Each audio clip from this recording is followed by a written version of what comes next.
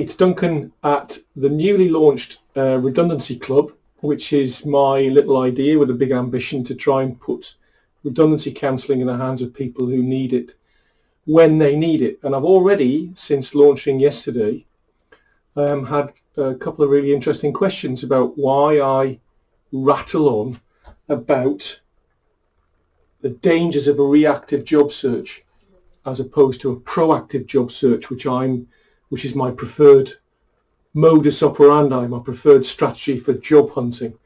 First and foremost, I talk on my new website about work hunting as opposed to job hunting. So traditionally, we're job hunters. When we're in transition and we've lost a job, been made redundant, got fired, whatever we want to call it, people go on a job hunt. Well, actually, I don't think the word job necessarily fits anymore. And similarly, career is an outdated, outmoded word as well, because what does career mean? Well, it definably means an out-of-control baggage wagon running down a hill. That's careering. So I've never really been very comfortable with the word career, even though I'm a career guidance practitioner. So there we are. As a purpose coach, I recognise that the labour market today is monopolised to a large extent by the gig economy. So it's about finding work opportunities to earn a living to keep the wolf from the door. And jobs and career may not apply to a lot of people. So there we are. I've got a flip chart here. I'm not even sure if I'm going to use it. But the point being, if you haven't read the first couple of chapters of this book, What Colour Is Your Parachute? This guy mentored me, the author mentored me for the best part of 20 years. As bragged in previous videos, I've got a stack of his books. I used to get a mention in the back of his books until he sadly passed away a couple of years ago. That's me mentioned there under Career Dovetail. That's Duncan Bolam there. So, the reason I lean on this book and all these other books is because Dick talks about the numbers game of the reactive job search. And the reactive job search is basically the traditional routes to work are recruitment consultancies, employment agencies, jobs in the local newspapers or the national newspapers like the Sunday Times, where we live, the Brighton Argus. You'll notice over the last few years those pages have dwindled and dwindled and dwindled away to just about nothing. We've got the internet, we've got all kinds of different agencies on the internet, job boards, etc., etc. It's a numbers game because we ought to be interviewing for a minimum of 10 jobs with a view to perhaps getting one offer. That means, if you translate that statistically in terms of the amount of rejections we're going to receive using a reactive job search, we are almost certainly going to have to send out 100 to maybe even 500 CVs or resumes a day. It's back-breakingly boring, brain-numbing, purposeless work. So there are lots and lots. I could literally talk for half a day, give a workshop on the dangers, the pitfalls of falling into a stagnant, reactive job search, sitting with one of these all day long, banging away on the internet and basically getting nowhere. Whereas a proactive job search is about gaining traction almost immediately, sharing your passions. So when I trained with Dick Bowles in the high desert of Oregon, there's a local town called Bend, and he gave us the yellow pages, and this is just for us to get practicing about how to do informational meetings. And we would go out, we looked at the yellow pages to find areas of interest that fascinated us, fields of fascination as he calls it. And I happened upon sports books, rare sports books or books about pastimes, and myself and this lovely guy Jason, we went off into the town and we asked people questions like, How did you start with this hobby or interest? What excites you or interests you most about this interest? What do you find is the thing you like least about it? Who else do you know who shares this interest, hobby or enthusiasm, or could tell me more about my curiosity? Can I go and see them? Could you introduce me? May I mention that it was you who suggested I see them? May I say that you recommended them and get their address? Always, always, always, at the bottom there, send a thank you note.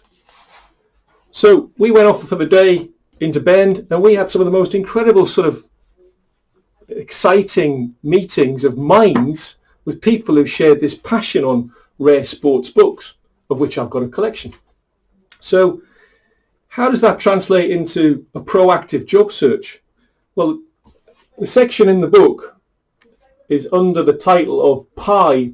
These are informational meetings, and they're done for pleasure, which is the practice version, which we did, for informational meetings, and then lastly for employment meetings. And I'll be honest with you, I very, very rarely know my clients or myself get to the E, because the E is just the employment interview. If we do this correctly, we won't need to do an employment meeting, an informational meeting, because we'll have been offered a job before then.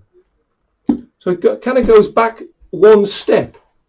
And this is where I bang on about, if you've watched some of my other films, you will notice that I bang on about purpose, self-inventory, self-understanding, self-appreciation.